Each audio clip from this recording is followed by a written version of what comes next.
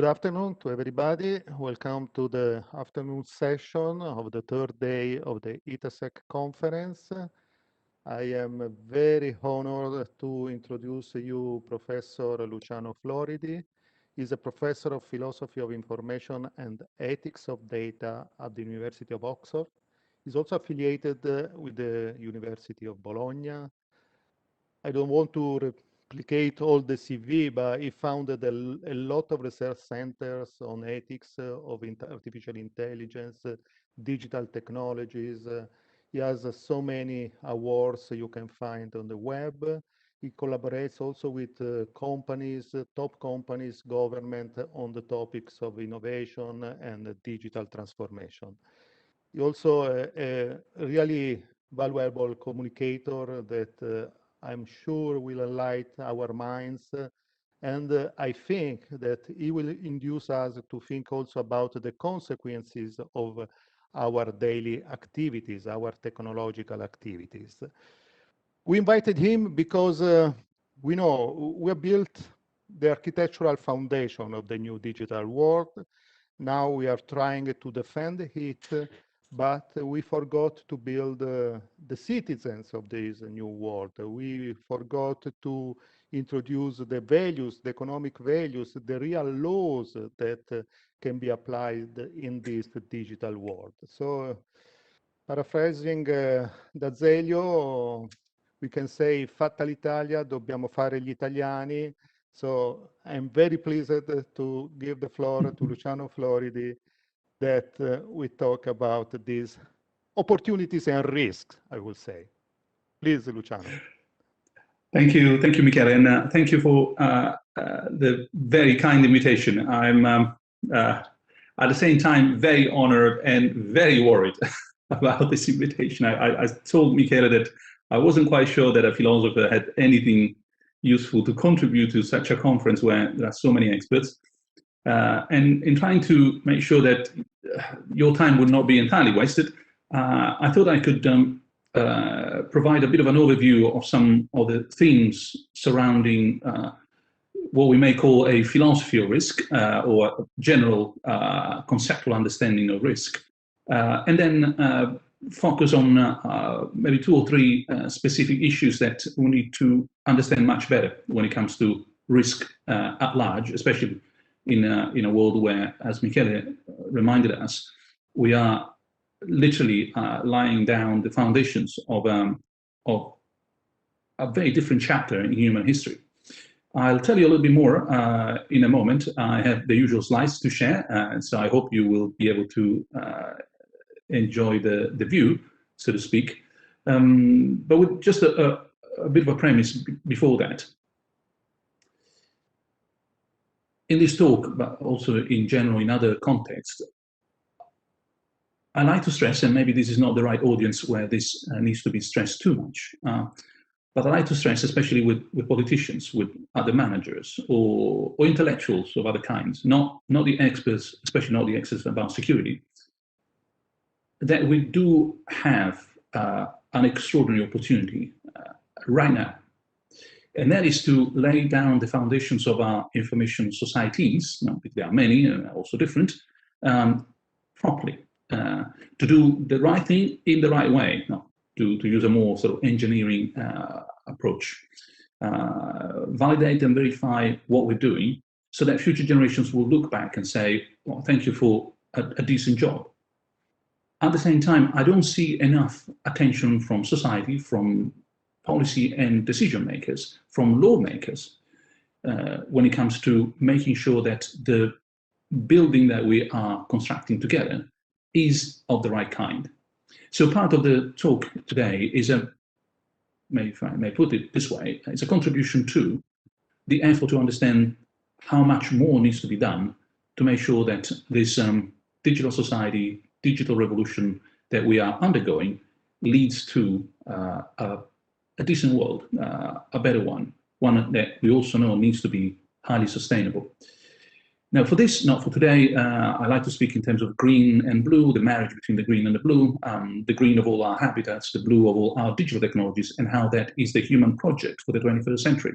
So that's the big message, but not for today. Today it will be a much smaller message. But I just want to give you this background, the green and the blue, as a general sort of strategy to understand what is at stake, why it's so important to intervene and commit ourselves today, why what we are doing, and especially what you are doing at this conference, and life, so crucial. A sense of opportunity, of hope, of doability, of commitment, with of course all the risks, and I will speak more about the risks for the rest of our time that all this implies inevitably. But let me stress, the talk will be about risks, but that is because we have immense opportunities in front of us. I will be looking at the small missing elements in a glass that is largely full. And with that out of the way, let me try to share my screen and start introducing the topic for today. Now, the topic for today is, as you can tell, and you probably see me not looking on the left where my screen is, digital risk and data management. And as I progress through the slides, the intention is to start from a very broad overall picture, increasingly focusing on some specific topics and tasks. So let me start from the very general one. Here are three pictures that summarize in my mind what has happened to us. We used to walk into our computer. That was grandma. At some point, the computer became something that we had in front of us. That was her daughter, her granddaughter, up on the right corner. She's back inside the computer. We're back inside, if you like, the sort of overall engine that makes the work click. This means that increasingly in terms of space, and you can tell that I've taken a very run up to jump forward, we increasingly live in a space made also, if not primarily, of data, information, AI, services, IoT, etc. A word as any other, if you like it, fine. If you don't like it, don't worry. But just to have a sense that our space is an infosphere, and that's where we are spending increasingly more and more of our time, especially if you are even younger than I am. Future generations will be inhabiting the infosphere on a regular basis. This means that in terms of time, so space, time, we have moved from prehistory to history to hyperhistory. In this case, words are what they are. They're just labels for concepts behind. And I want to convey the concept. So if you don't like the labels, don't worry. The first distinction is a matter of textbook material. If you pick up an introduction to history at large, it will tell you that prehistory is any stage, let me stress, any stage of human development when there is no way of recording the present for future consumption. There is no ICT, basically. Now, in our case, more or less, you probably heard, studied when a different stage in life, that happened with the invention of the alphabet, more or less 6,000 years ago in this corner of the world. But we now know that the alphabet or ways of writing have been invented again and again, at least 4 times in different 4 corners of the world in the past. At that point, we move into something called history. History is a stage in human life when you know how to record the present for future consumption.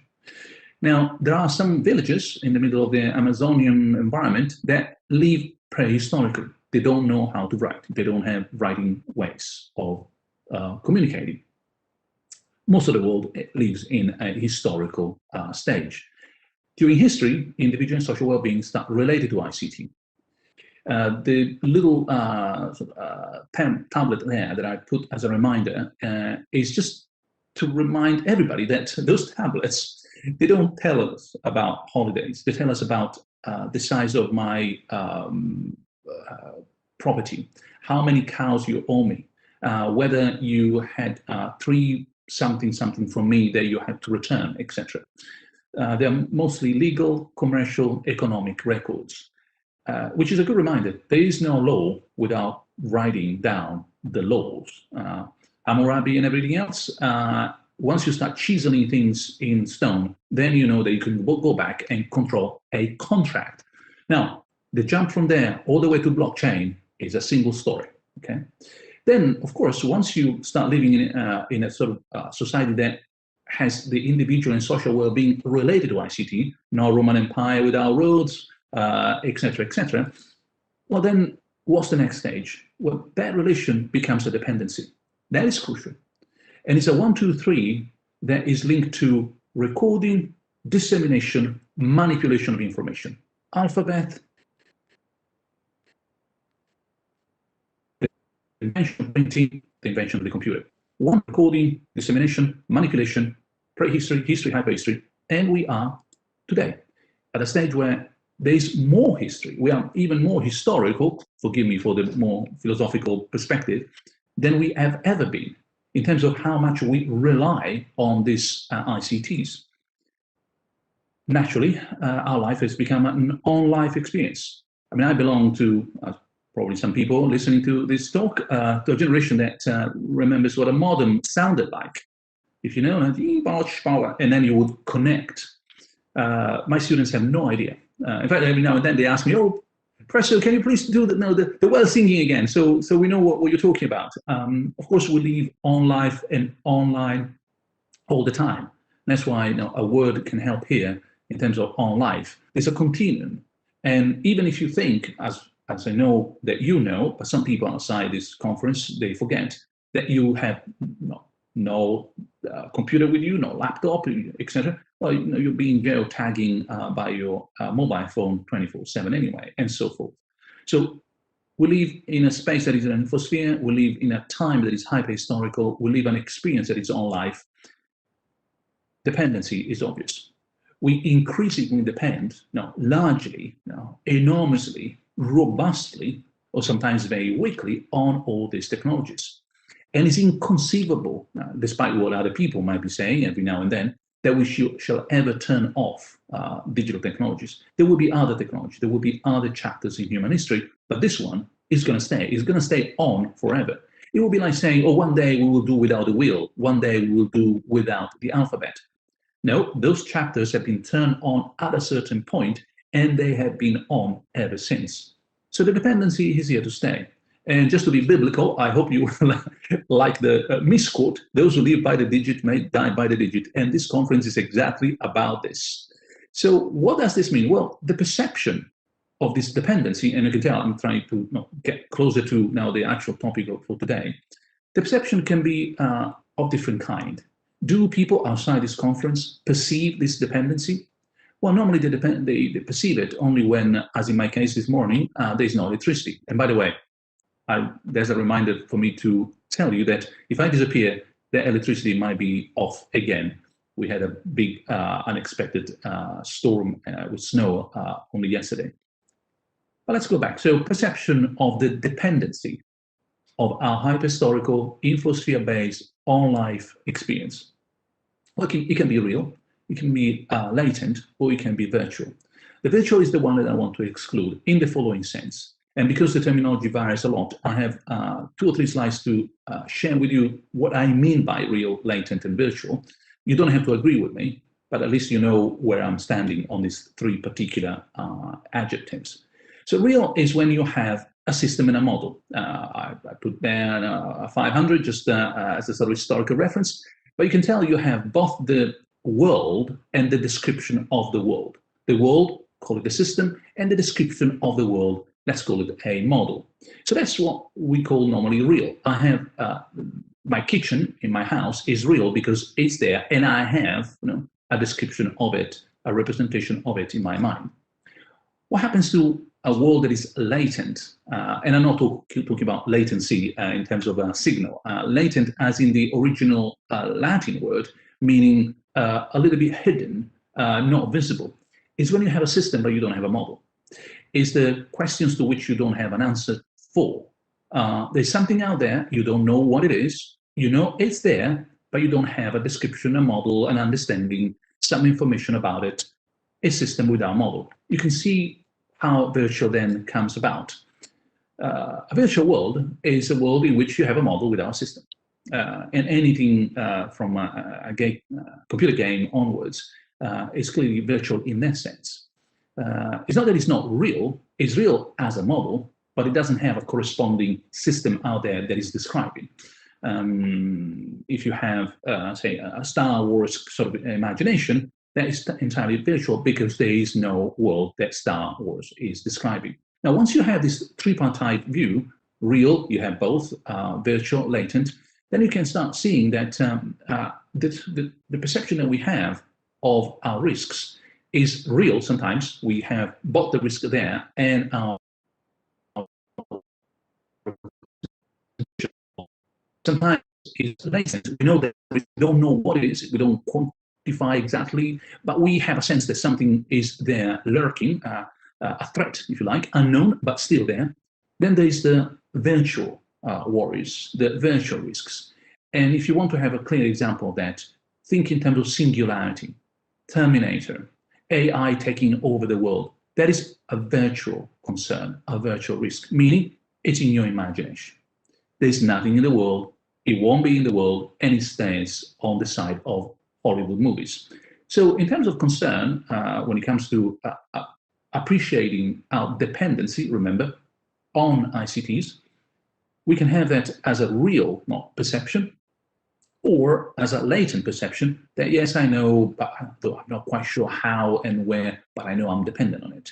Now, let me give you an example of what it means to have this real and latent perception of the dependency. Today, we describe ourselves, that's European legislation, as data subjects.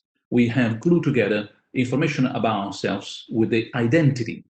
Who we are has become synonym with our information or information about ourselves. That's a novelty, not for today, but I can tell you more about this gluing together maybe during Q&A or another time.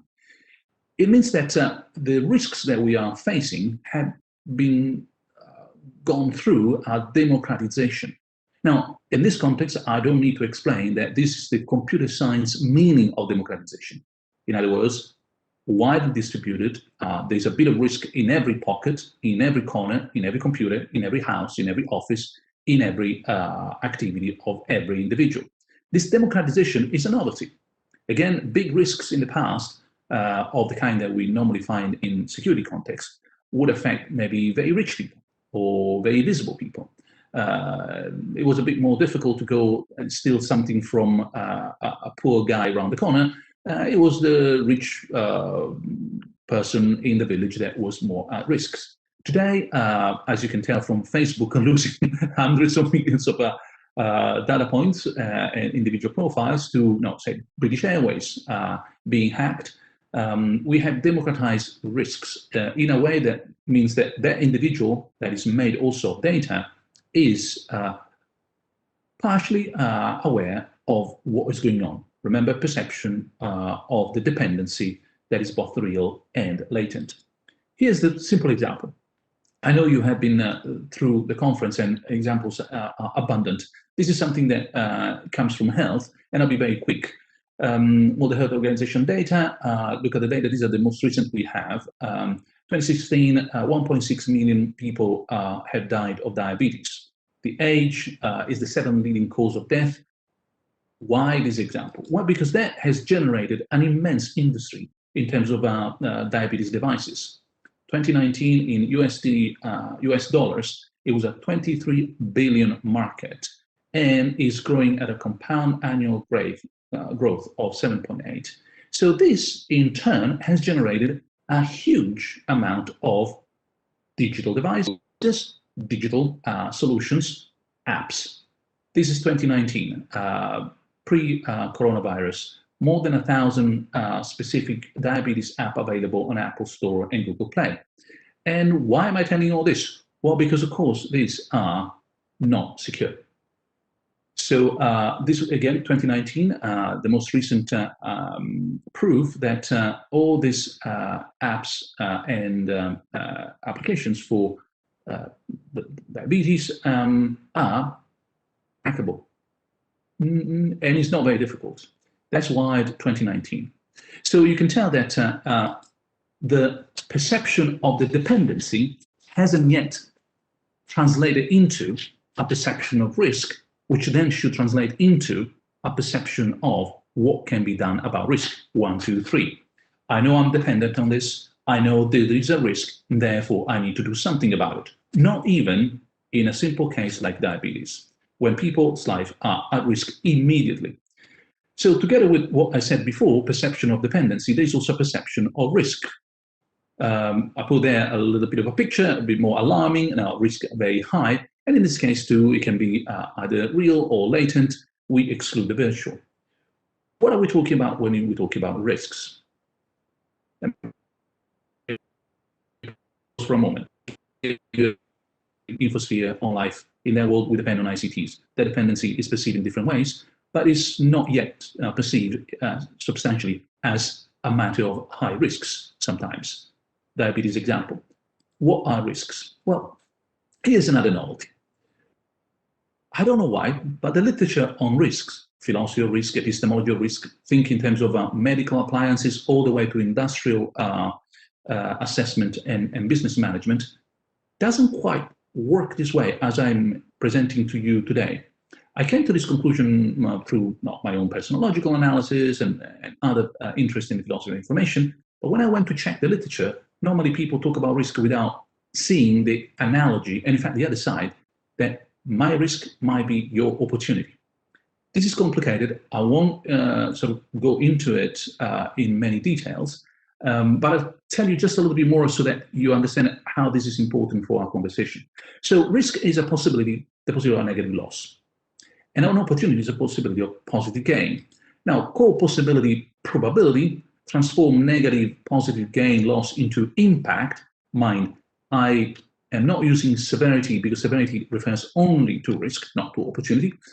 And all of a sudden you have a single picture. You can talk about, with the same model, about risk and opportunity in terms of probability and impact. Something I told you that I don't want to explore because we don't have time today among ourselves. But look at this. First of all, it is true always that one risk corresponds to an opportunity. My risk, your opportunity, or your risk, my opportunity. Well, in the security, digital, say, hacking context, yes. Ransomware is my risk, your opportunity, if you are interested in that kind of earning, so to speak, but not always. Think in terms of security and safety when it comes to natural disasters. Well, it would be a bit strange to think that we are playing a sort of a game theoretic kind of debate with nature, although that sometimes is the model that we use, not for other reasons in game theory. So there's a direct versus indirect relationship between risk and opportunity, not for today, but something that should be explored, especially, and we're doing more work next academic year in my group, if you start looking at economic disincentives when it comes to coping with risk. If you have an economic game theoretic analysis of risks, it means that you look at risk as the counterpart of opportunity. Opportunity is the other counterpart of risk. You exclude other kinds of cases where risk and opportunity are not perfectly aligned. You can work and do a lot in that context, as long as you remember that there's a direct versus indirect relationship. And so you are excluding another world where this sort of two sides of the same coin doesn't apply so easily. The other thing that I want to exclude immediately, but I think is important for anyone in the business world here, is what we call in philosophy ontology of events. In other words, what conveys a risk? Normally, we speak about events, things happening, an event. Is that okay? It is, but it shows one potential difficulty. If you have, for example, in any organization, a snapshot analysis of risk, once a year, for example, you do a full analysis of the risk assessment of that company, that unit, that department, and so on. Well, you don't have a dynamic view, you don't talk about events. Therefore, you have a static view, and in any static view, there is no risk. Imagine for a moment a sort of matrix movie kind of thing, where instead of having things happen, you have a snapshot and you block. In a world that is completely frozen, there is no risk because nothing is happening. Things happen, events occur, and therefore there can be risk. No events, nothing happens, no risk. Of course, that will be a completely delusional, misleading picture, because of course things are happening. But if you take a snapshot and you say that just one picture, say, here's my company, this is what it's doing right now, not a line in a graph, But point, you don't know where that point is coming from. Is it going up? Is it going down? Is it stable? And therefore, your knowledge of events will ruin part of the value in the perception of the dependency and the risk. But this is not for today, because I want to carry on talking a little bit about risks among ourselves and check what needs to be done over there. This is me, by the way, or almost like me, not me literally, but me when I was a teenager. No, a bit younger than that. A teenager, I had stopped doing that. 12, 13, Rome, suburbia, railway, and the game was to walk on the trails for as long as you could when listening the train, whether the train was coming or not. Not a very intelligent game, trust me. Not something I would recommend to anyone. We thought it was so much fun. Now that is a typical event which has probability, likely, unlikely to happen, and impact, low impact, high impact. You could die, that's very high impact. It is very likely that the train not runs over you. Now, once you have that picture, it becomes very easy to understand things like a tragedy or winning the lottery.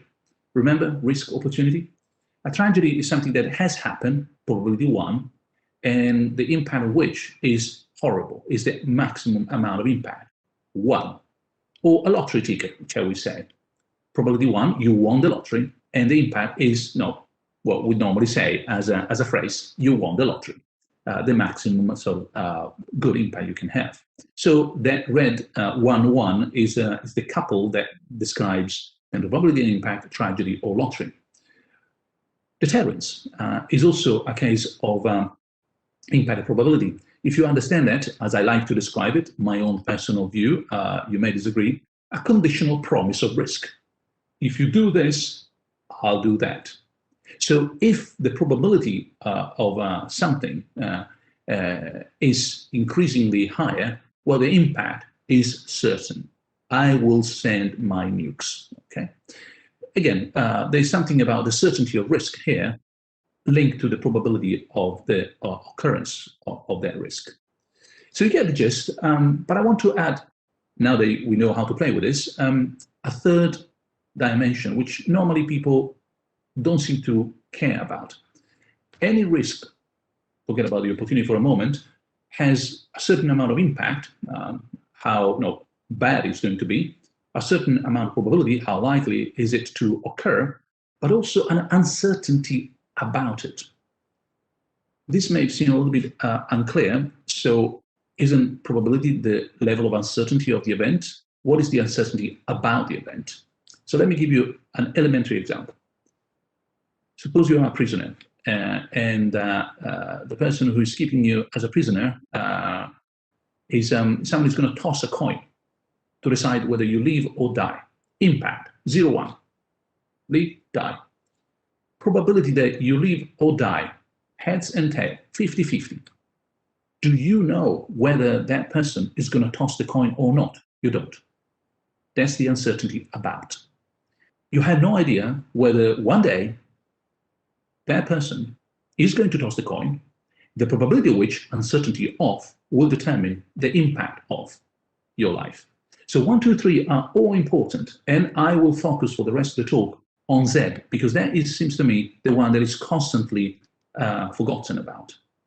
So what can we do about risks? These are the 4 standard approaches. I will come back to them after having analyzed the uncertainty about. Fatalism.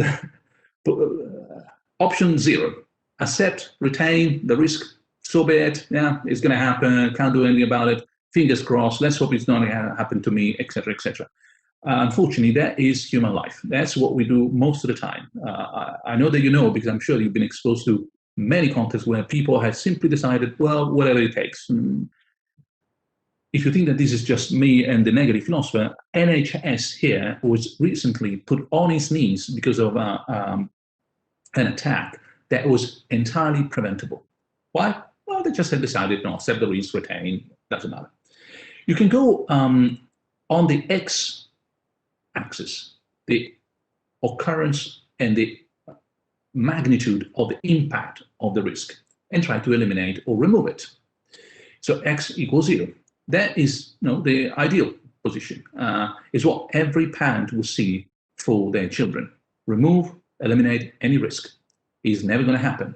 It's what we normally do in engineering. We are so cautious that we triple the potential security measures to make sure that the risk simply is not there.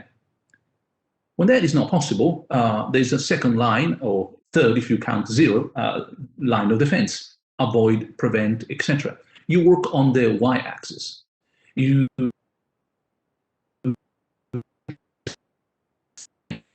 nothing that I can eliminate, but I want to decrease the probability of its occurrence. It's less likely, less probable to happen. You get the gist. Sometimes you want to reduce or minimize because you cannot either eliminate or avoid the risk. That's option number 3. At that point, you accept that there's going to be a value for X, Y, and Z that is higher than 0, but hopefully less than 1. And you want to move those 3 values from 1 as close as possible to 0, but you know you're never going to get to 0. Number 4 is transfer. And that has got to do with Z. And I want to spend a little bit more on this in the following slides. Bear with me. You outsource the risk.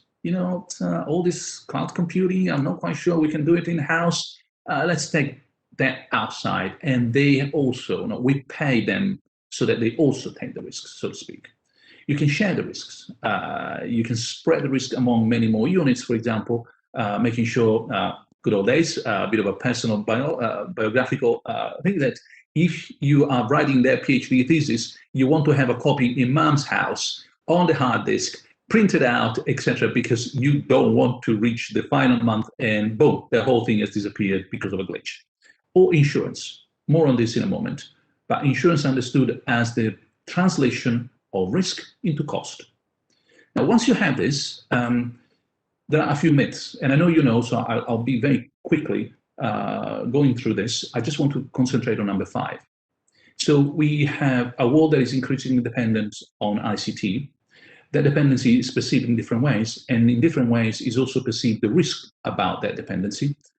I'll give you a simple example: is widespread democratization of risk.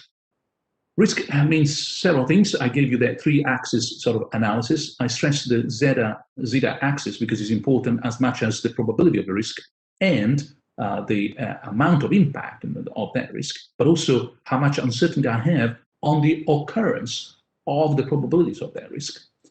Now, along all these lines, there are a few myths, and I don't want to badmouth anybody, but I've heard colleagues and vendors falling into any number of these myths.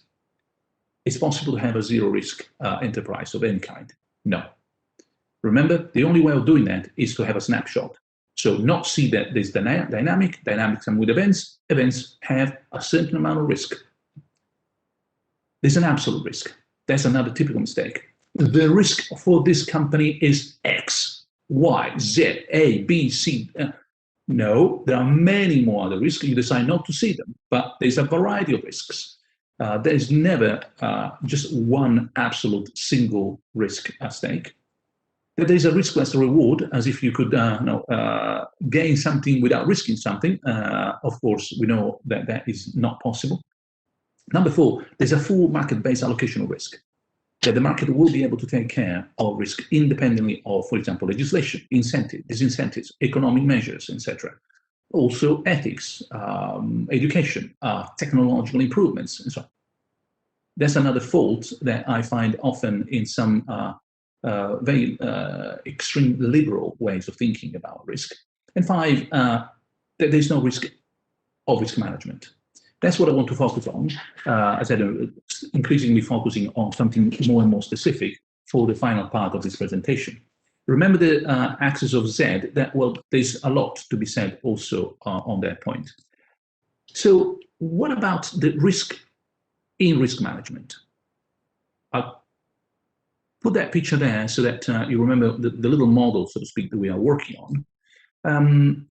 And I just want to highlight 3 or 4 for kind of major risks here. One is, shall we call it, market failure. You externalize the risk. In other words, you pick up the y-axis. You should see my mouse going over here. And you hope that by externalizing the risk doesn't disappear. Of course, it's someone else's problem. And the impact is no longer for you. Independent of the probability of happening, that risk, you don't care about the probability anymore because the impact is no longer on your shoulders. And of course, you couldn't care less about the uncertainty of that because it's someone else's problem. Here, the problem is that there is a risk without liability or cost is very inefficient. Someone somewhere is going to pick up that sort of risk in a sort of distributed system. There is no such thing as sort of real externalization. Remember, once again, the democratization of risk. Every little Microsoft Windows unprotected is the weakest link. Of course, we have, and I'm using, forgive me, a super trivial example, the firewall, the antivirus, the backup kind of example. We might also have a prevention failure. In other words, you start focusing only on why. You decide, okay, well, forget about the impact. I want to minimize the probability that that risky event is going to happen. A firewall would be a good example, an antivirus. It's just not going to happen. The risk is still there. No, I still get all those nasty phishing emails or whatever. Those ransomware is still coming through, but I'm blocking it effectively. There's less concern for impact, which is a very risky thing to have. Remember, risk of risk management, and a sense of full certainty. Well, I had an antivirus. The firewall was there, and anything else has been forgotten. Remember one of the myths? There's only one problem. Solve that problem, we are through. Not so. There's also the typical hedging failure here when we try to make sure that there's an insurance, there's a backup, there's someone else who is going to pay in case something goes wrong. This is only about X. Yes, the impact will be horrendous, but you know what? I don't care. I have a backup anyway, or I have an insurance. So there's less prevention, which is a better idea, and another sense of full certainty. All this put together, they give a sense of complacency. Complacency as a society, as individuals, as companies, as organizations, as sort of say, public or private actors, and we're still not talking about Z. This false sense of certainty belongs to the particular problem I gave you a description of about 5 minutes ago. Remember, you are a prisoner. Someone is going to toss the coin. Death penalty, yes, no. Likelihood 50-50, but you don't know when they're going to toss that coin. Is it today, tomorrow, in a year, in 10 years? Well, that sense of complacency, well, it's not going to happen. That's exactly about underestimation of this level of uncertainty, the zeta axis. And that's what I want to focus on. Let me stop for a moment. Once again, so dependency, perception of dependency, perception of the risk that comes with the dependency.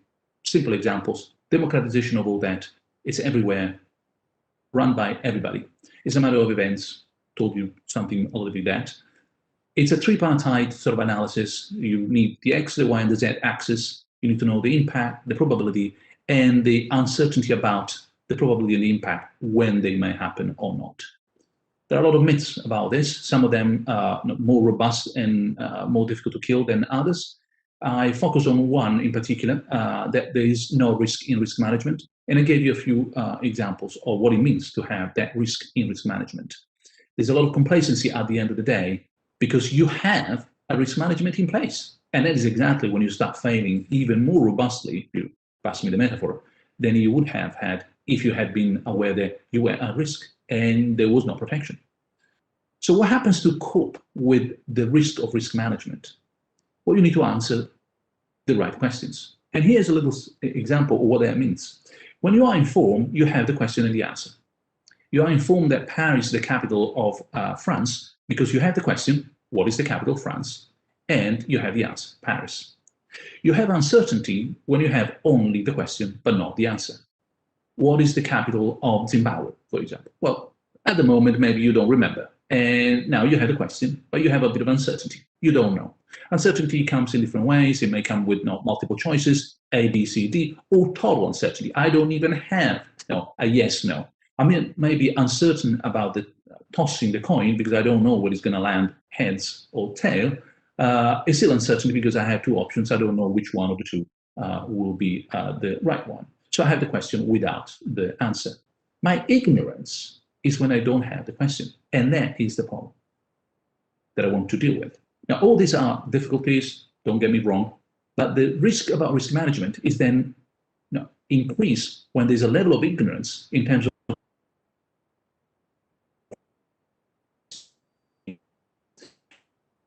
risk, and therefore the perception of the dependency comes with, or should come with, a perception of the need or question. And remember, not the snapshot, not the point, but the continuum of the line of development of whatever organization we're talking about. Could be a family, mine here where I'm speaking, all the way to a whole government, the European Union sort of level organization. Perceive the need of question. Then you need to ask, assess the risk opportunity, etc., and you need to ask the right questions. Once you do that, you need to design the right answers.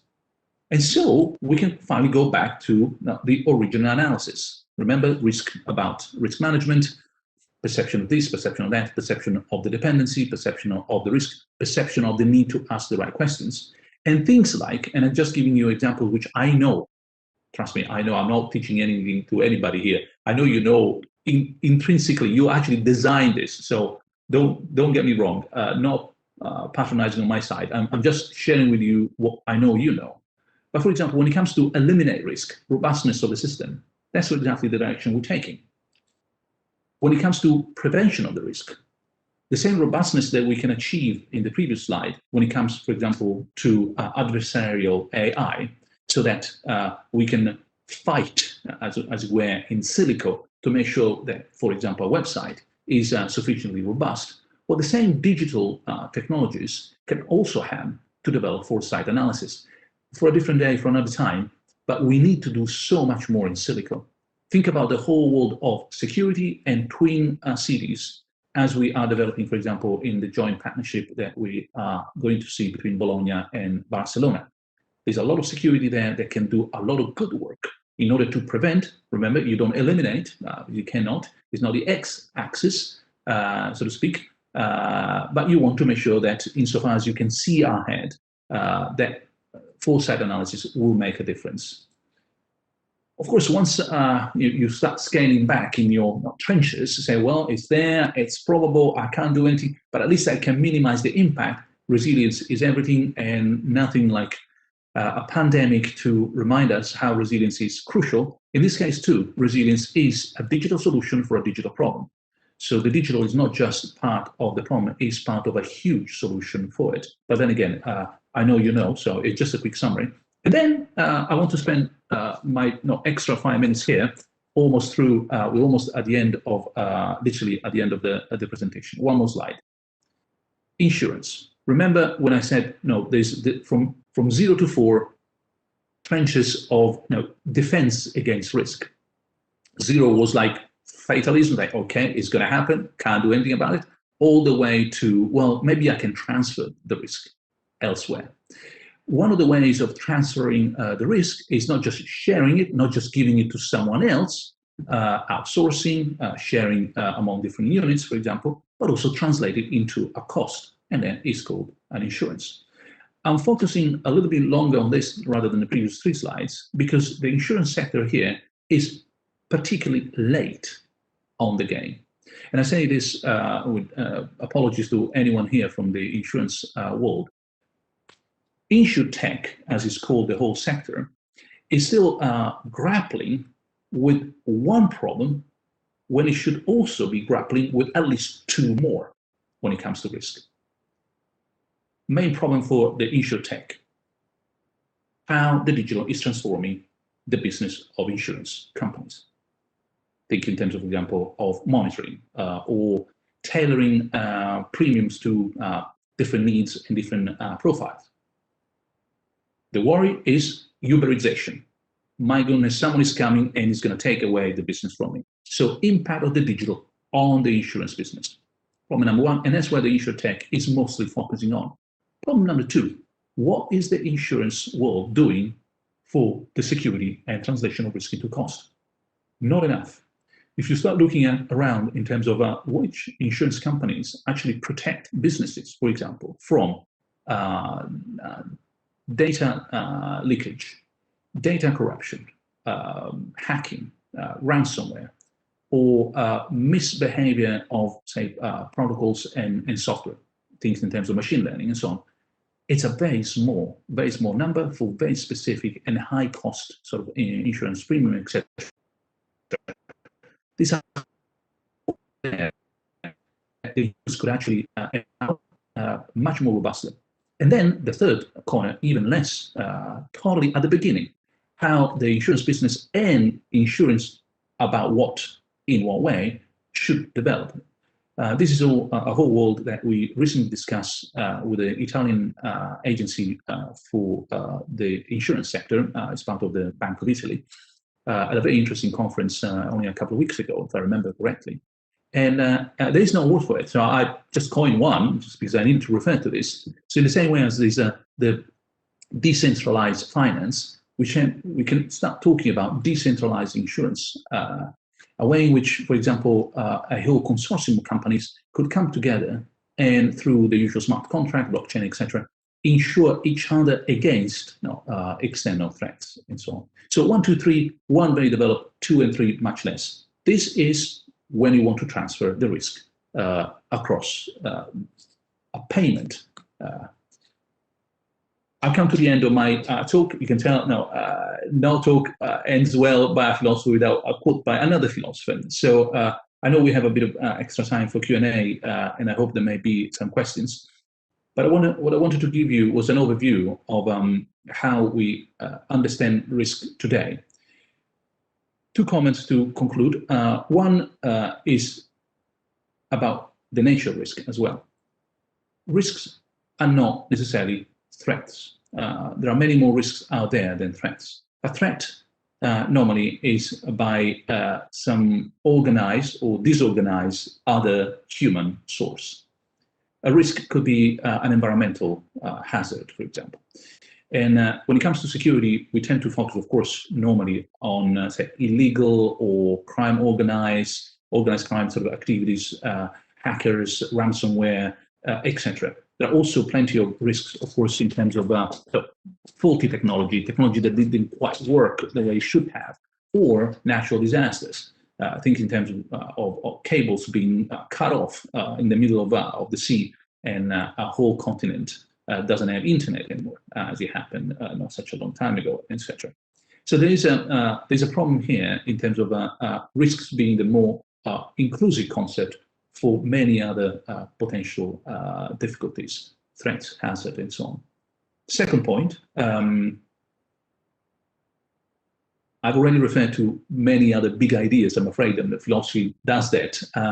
But if you take all I've said and you include this into the discussion about risk and insurance and security, well, take all that box, you need to see that as a chapter in a much wider book or much bigger box, which is digital sovereignty.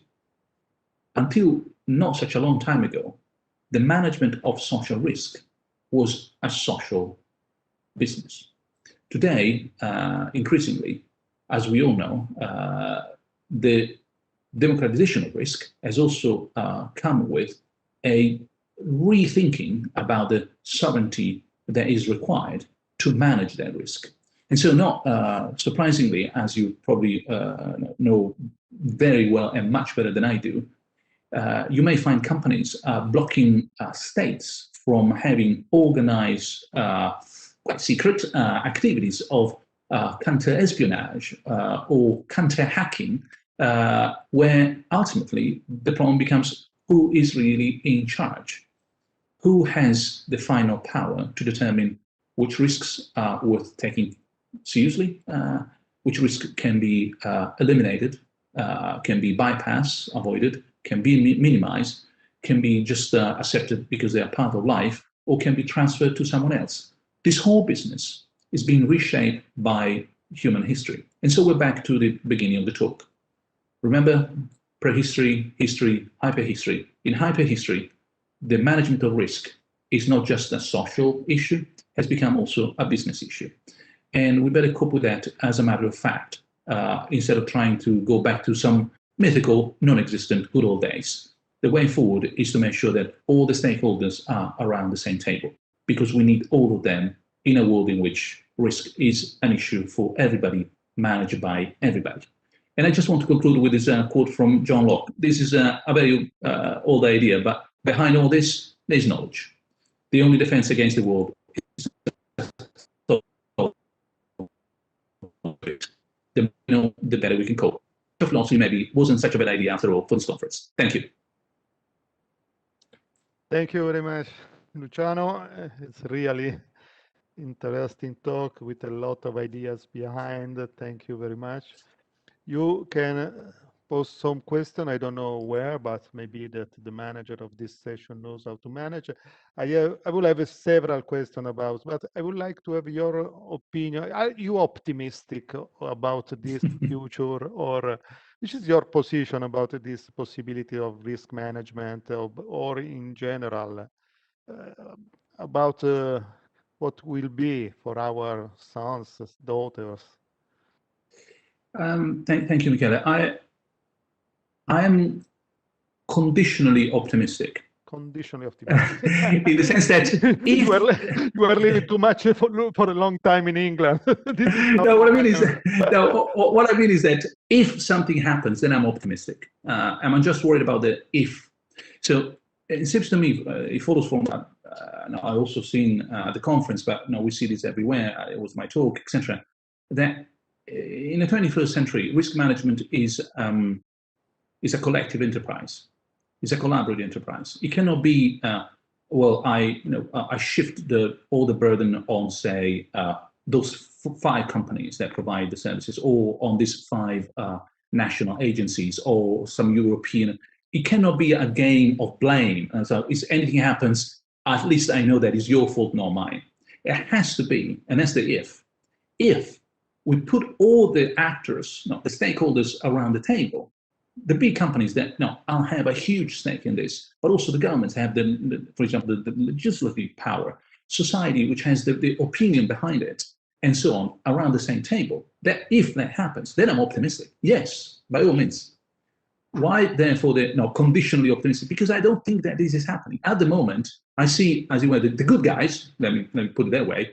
Governments and companies, just to oversimplify them, private and public actors fight against each other to see whether I can shift it on your shoulder, you shift it back to me. It's your fault, my fault, your fees, my fees. I'm going to lose this job, you're going to lose that contract. When in fact, we should be all allied against people who don't think that way. Some governments that are behind all or most of the hacking. Some terrorist organizations, some crime that is so well organized to have the latest technology. If these forces get together, then I'm optimistic, because they are unbeatable. The problem is that they are divided and they fight against each other. I think you are perfectly right. But even because the risk management industry, they used to work with fire, with flood, with earthquakes, but now the probability of cyber risk is 1. So the probability is not a probability, is a certainty that some risk will apply. So I agree perfectly with the idea that about this call for participation, call for collaborations, and this is a very important message that I can keep to me and give also to the other audience. Thank you very much, really. Thank you, Michele. Thanks. See you soon, I hope. I hope so. And have a good conference, everybody. Thank you, Michele, again for the invitation. Enjoy the weekend. Thanks very much. Take care. Bye-bye. Bye, everybody.